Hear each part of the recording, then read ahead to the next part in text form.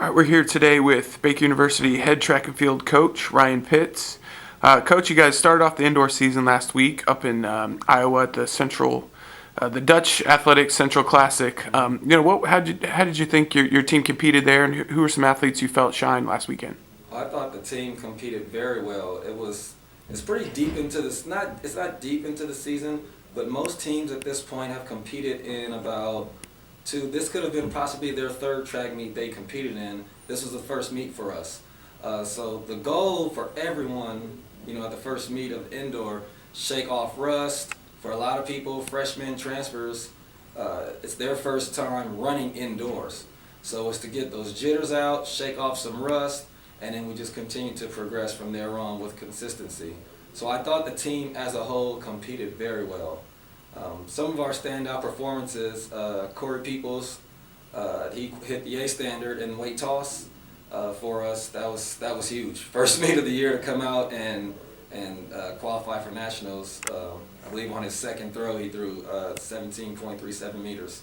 I got a PR out of Nick Patterson in the shot put and the weight toss as well. The throwers showed up pretty good on Saturday. I'm really excited for my women's program. We were down last year. Not only were we down, we were banged up last year, and this year it's a little bit different. We've got quality, we've got some quantity, so we've added great depth to the team.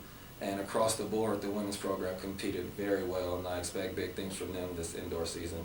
And the men's team, has always just been steady Eddie. We have the target on our backs. We were trying to push for our 7th straight indoor conference championship, so we're always in a good position to be in, but we respond to pressure pretty well. Yeah, this weekend you'll not have to travel too far. You go over to a KU Invitational indoor. Will this be a pretty big field? Talk about this meet coming up. This meet is going to be, I expect, better times this meet because Central College, they're a 200-meter track, but it's a tight turn 200. Very long straights with very tight curves. KU, on the other hand, has the wider curves, shorter straights.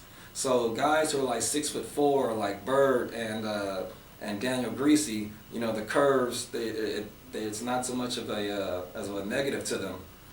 They're not at a disadvantage as much as they are if they were competing over at Central. So I expect our marks to be a little bit better this week. I'm teetering off on them. Where last week it was more about conditioning, getting in shape. This year I want them to this weekend I want them to focus on more of their individual races and what they'll be competing in at conference. So a lot of them will probably only be doing a max of 2 events, so I expect to have some better times and just better performances this week.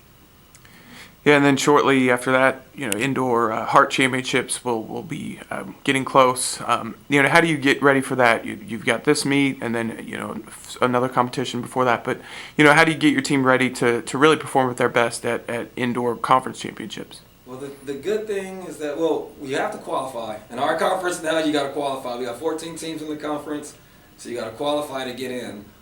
Pretty much most of my athletes qualify to get in. But I prepare them by just doing the same thing they've been doing by competition, competing.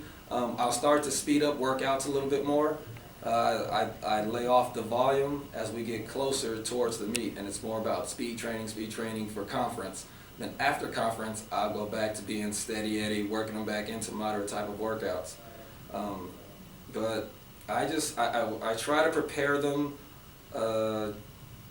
just through competition. Compete. Next week on Wednesday, our throwers are going to go do a throw fest over at Grandview.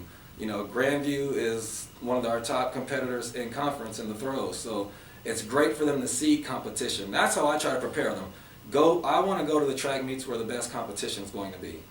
Some coaches don't like to do that. They like to compete against, subpar competition to, I don't know, maybe it helps their athletes build their confidence.